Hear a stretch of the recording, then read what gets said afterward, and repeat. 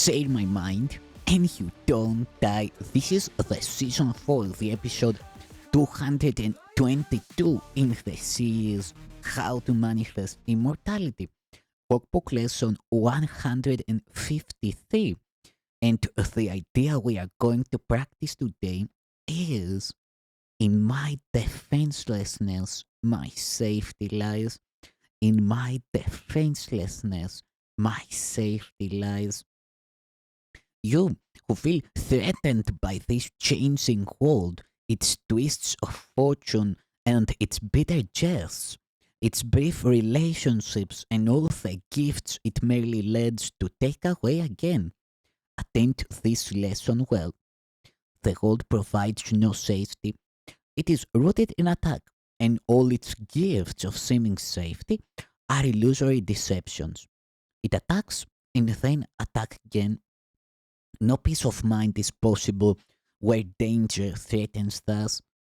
The world gives rise but to defensiveness. For threat brings anchor.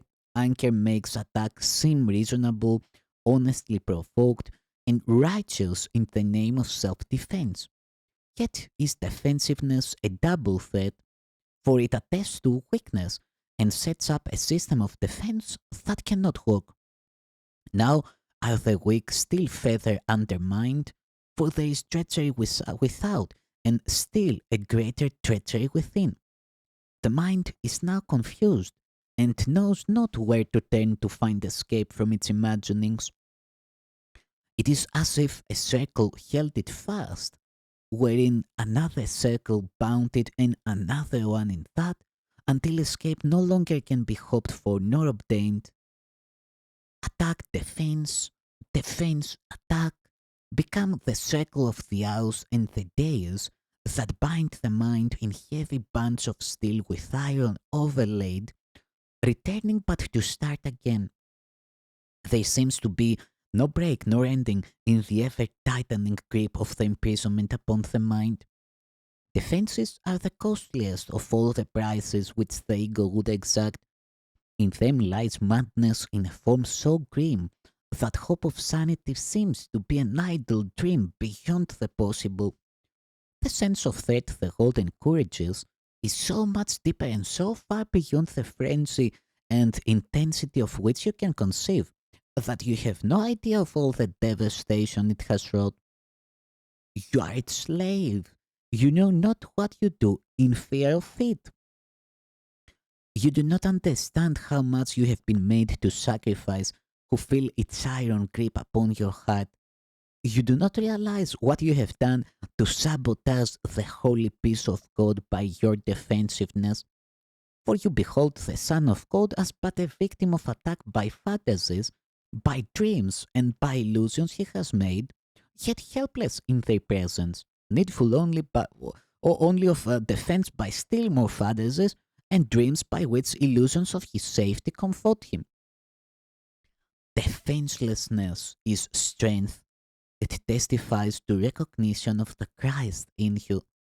Perhaps you will recall the text maintains that choice is always made between Christ's strength and your own weakness seen apart from him.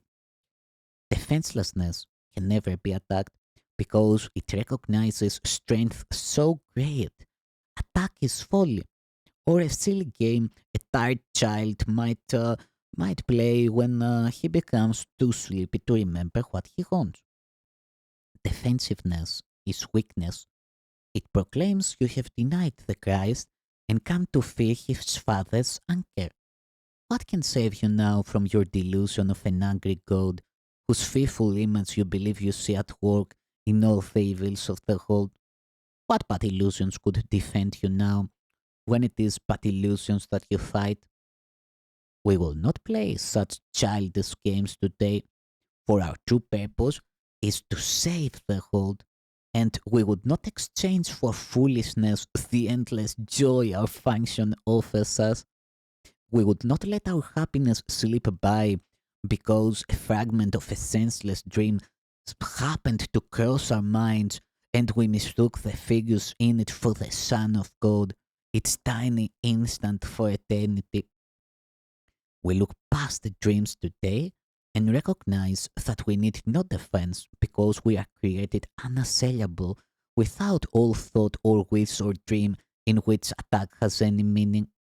Now we cannot fear, for we have left all fearful thoughts behind, and in defenselessness we stand secure, serenely certain of our safety now, sure of salvation, sure we will find our chosen purpose as our ministry extends its holy blessing through the world. Be still a moment and in silence think how holy is your purpose, how secure your rest, untouchable within its light. God's ministers have chosen that the truth be with them. Who is holier than they? Who could be surer that his happiness is fully guaranteed? And who could be more mightily protected? What defense could possibly be needed by the ones who are among the chosen ones of God, by his election and their own as well? It is the function of God's ministers to help their brothers choose as they have done. God has elected all, but few have come to realize his will is but their own. And while you fail to teach what you have learned, salvation waits and darkness holds the world in grim imprisonment. Nor will you learn that light has come to you and your escape has been accomplished, for you will not see the light until you offer it to all your brothers. As they take it from your hands, so will you recognize it as your own. Salvation can be thought of as a game that happy children play. It was designed by one who loves his children and who would replace their fearful toys with joyous games which teach them that the game of fear is gone. His game instructs in happiness because there is no loser. Everyone who plays must win, and in his winning is the gain to everyone ensured. The game of fear is gladly laid aside when children come to see the benefits salvation brings. You, who have played that you are lost to hope, abandoned by your father, left alone in terror in a fearful world made mad by sin and guilt, be happy now. That game is over. Now a quiet time has come in which we put away the toys of guilt and lock our quaint and childish thoughts of sin forever from the pure and holy minds of heaven's children and the Son of God. We pause but for a moment more to play our final happy game upon this earth, and then we go to take our rightful place where truth abides and games are meaningless. So is the story ended. Let this day bring the last chapter closer to the hold, that everyone may learn the tale he reads of terrifying destiny, defeat of all his hopes. His pitiful defense against a vengeance he cannot escape is but his own deluded fantasy. God's ministers have come to waken him from the dark dreams this story has evoked in his confused, bewildered memory of this distorted tale. God's son can smile at last on learning that it is not true. Today, we practice in a form we will maintain for quite a while. We will begin each day by giving our attention to the daily thought as long as possible.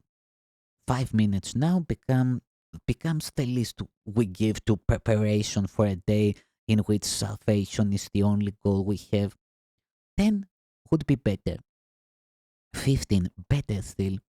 And as distraction ceases to arise to turn us from our purpose, we will find that half an hour is too short a time to spend with God, nor will we willingly give less at night in gratitude and joy.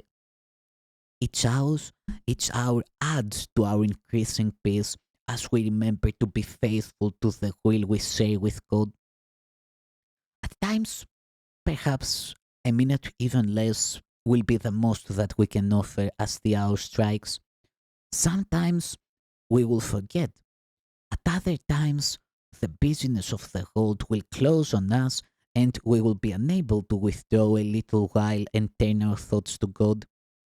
Yet When we can, we will observe our trust as ministers of God in hourly remembrance of our mission and His love, and we will quietly sit by and wait on Him and listen to His voice and learn what He would have us do in the hour that is yet to come, while thanking Him for all the gifts He gave us in the one gone by.